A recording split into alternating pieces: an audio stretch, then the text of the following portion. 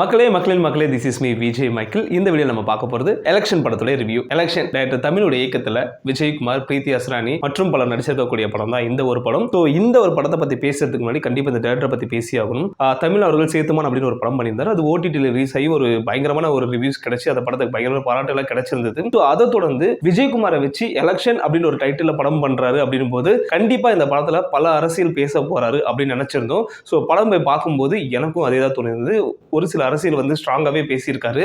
இந்த ஒரு கதை எதை பத்தி வருது அப்படின்னு பாத்தீங்கன்னா, ராசு அப்படின்றவன் அவங்க அப்பா வந்து ஒரு கட்சியில அடிமட்ட தொண்டரா இருக்காரு. அவர் வந்து முழுக்க பாத்தீங்கன்னா அந்த கட்சிக்காகவே வாழ்ந்துட்டு இருக்காரு. ஒரு கட்டத்தில் நம்மளுடைய ஹீரோ வந்து அந்த கட்சியை எதிர்த்து எலெக்ஷன்ல நிக்கிறாரு. ஆனாலுமே அவங்க அப்பா என்ன பண்றாரு அப்படின்னு பாத்தீங்கன்னா, அவர் இருந்த கட்சிக்காக தான் சப்போர்ட் பண்ணியே நிக்கிறாரு.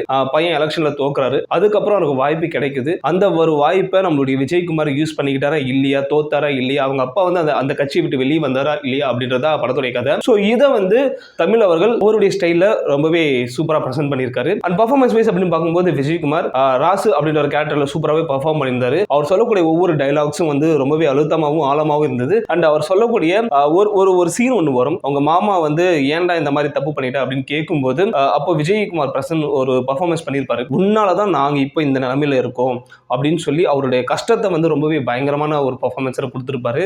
ஸோ அந்த இடத்துல அவர் ஜெயிச்சிருக்காரு. அண்ட் அதே மாதிரி அவருடைய ஸ்டன்ஸ் அப்படின்னு வரும்போது சூப்பராக பண்ணுவார் இல்லையா, அதே மாதிரி ஸ்டன்ஸ் வந்து பயங்கரமாக பண்ணியிருந்தாரு.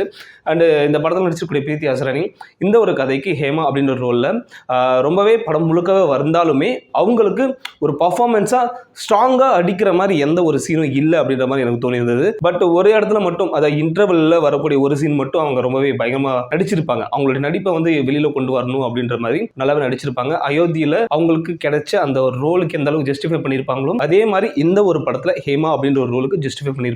அதை தான் இந்த படத்தில் ஒர்க் பண்ணிருக்கக்கூடிய சினிமாட்டோகிராஃபி, எடிட்டிங், இந்த கதைக்கு என்ன தேவையோ அதை நீட்டாக ப்ரெசென்ட் பண்ணியிருக்காங்க. அண்டு இந்த படத்தில் மைனஸ் அப்படின்னு எனக்கு தோணுன விஷயம் அப்படின்னு பார்த்தீங்கன்னா, இன்னும் இந்த ஒரு பிளேவை ஸ்ட்ராங்காக காட்டியிருக்கலாம் அப்படின்றது எனக்கு தோணி இருந்தது. பிகாஸ் இந்த படத்தில் முடியும் போது ஒரு விஷயத்த சொல்லியிருப்பாங்க. எலெக்ஷன் அப்படின்றது ஒரு குடும்பம் வந்து காலங்காலமாக அவங்களுடைய அரசியலுக்காக லாபத்துக்காக இருக்கக்கூடாது. அட் த சேம் டைம் எந்த ஒரு ஈகோவும் இருக்கக்கூடாது. எலெக்ஷன், இந்த பொலிட்டிக்கல், இந்த அரசியல் அப்படின்றது எல்லாமே மக்களுக்கானது அப்படின்னு சொல்லும்போது ஸோ இதுக்குள்ளாக பிளே அப்படின்றது இன்னும் நல்லா ஸ்ட்ராங்காக ப்ளே பண்ணியிருக்கலாம். ஒரு டாக்குமெண்ட்ரி ஃபீல் வந்து எனக்கு பர்சனலாக தோணி இருந்தது. அதை மட்டும் எடுத்து ஒரு கதையை கிட்டத்தட்ட மெட்ராஸ் அப்படின்ற ஒரு படம் நம்ம பார்த்துருப்போம். அந்த ஒரு ஃப்ளேவரில் கொடுத்துருந்தாங்க அப்படின்னா இந்த படம் இன்னும் ஸ்ட்ராங்காக வந்து பேசப்பட்டிருக்கும். இந்த ரிவ்யூ உங்களுக்கு பிடிச்சிருந்ததுன்னா லைக் பண்ணுங்கள், ஷேர் பண்ணுங்கள், மறக்காம தமிழ் யூடியூப் சேனலை சப்ஸ்கிரைப் பண்ணுறேன்.